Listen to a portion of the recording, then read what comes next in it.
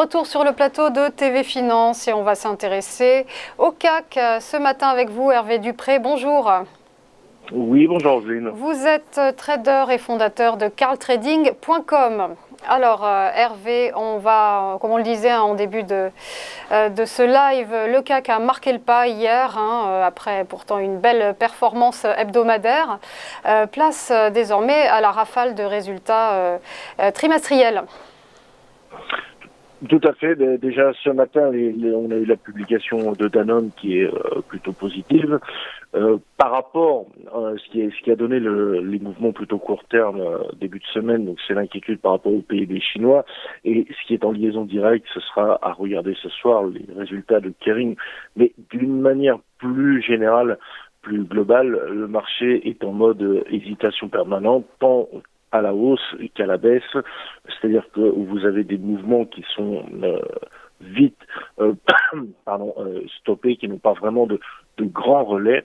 Donc depuis plus de 3 mois maintenant, on constate que le marché est relativement flat, il n'y a aucune progression, on évolue tantôt un petit coup à la hausse, tantôt un petit coup à la baisse, c'est une consolidation à plat qui n'en finit pas, sous couvert de plutôt d'inquiétude, même si ça ne se reflète pas par des baisses.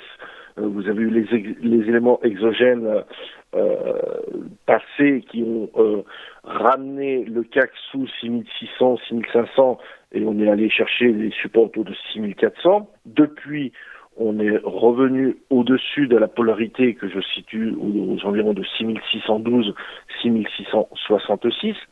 Et donc, nous avons marqué le pas à 6750.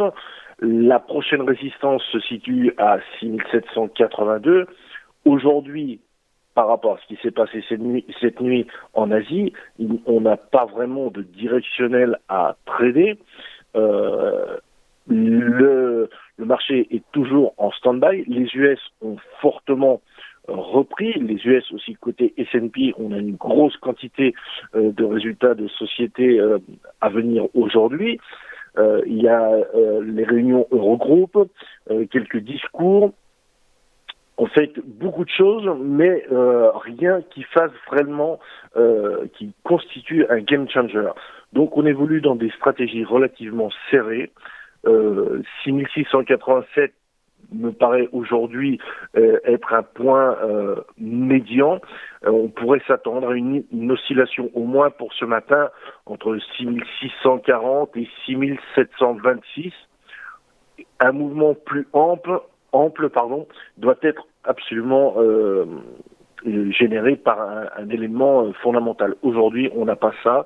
Donc les mouvements sont plutôt restreints, plutôt courts, plutôt faible d'amplitude. Donc on essaie de travailler le marché, je ne vais même pas dire en scalp, parce que la vélocité du marché le permet relativement peu, mais sur des écarts plutôt très serrés.